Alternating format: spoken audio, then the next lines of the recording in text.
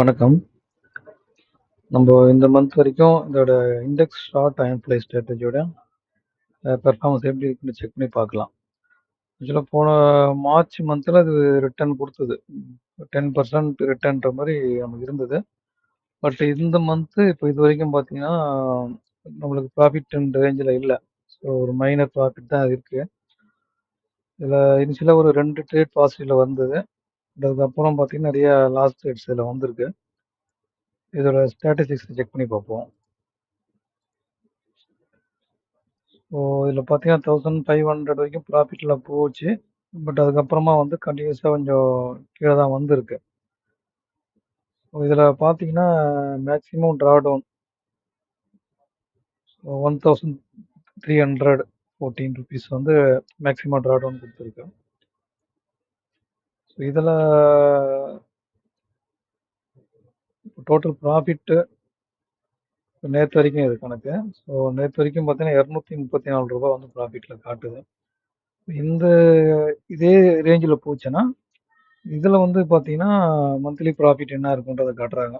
546 rupees வந்து profit வரும்ன்ற மாதிரி இருக்குது. பட் அது அடுத்தடுத்த ட்ரேடில் மாறலாம். இதில் அதிகமாக வரலாம், இல்லை இதில் கம்மியாகவும் போகலாம். ஸோ ஜஸ்ட் ஒரு ப்ரொஜெக்ஷனுக்காக காட்டுறாங்க. இந்த இதே ரேஞ்சில் போச்சுன்னா நம்மளுக்கு எவ்வளோ ப்ராஃபிட் வரும்ன்றது தான் இது. இப்போ இதில் அடுத்து இந்த வெர்ஷன் 1 போட்டிருந்தோம் இல்லைங்களா? வெர்ஷன் 1ல் வந்து 2 ஸ்ட்ரைக் தள்ளி வந்து பை பொசிஷன் எடுத்திருக்கும்.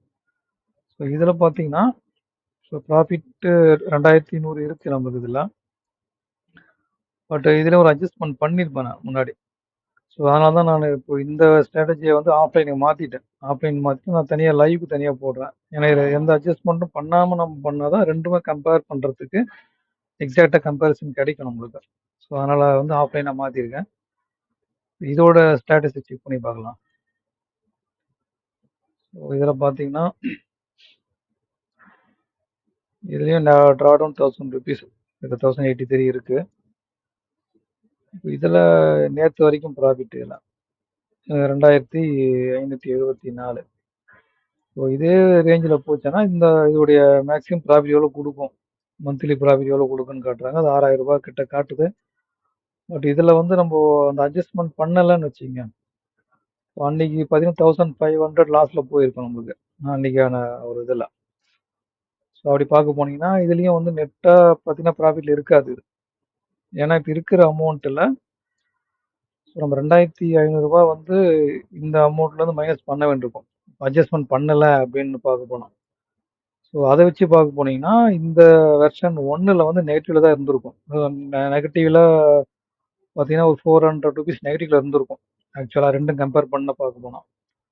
ஸோ அதனால் இது இந்த மந்த்து வரைக்கும் இப்போ இது வரைக்கும் லாஸ் ஸ்டேஜில் தான் இருக்குது. ஸோ மைனர் லாஸில் தான் இருக்குது. ஸோ இது நம்ம திரும்ப கண்டினியூவாக இந்த மந்த் எண்டு வரைக்கும் இதை திரும்ப செக் பண்ணி பார்க்கலாம்.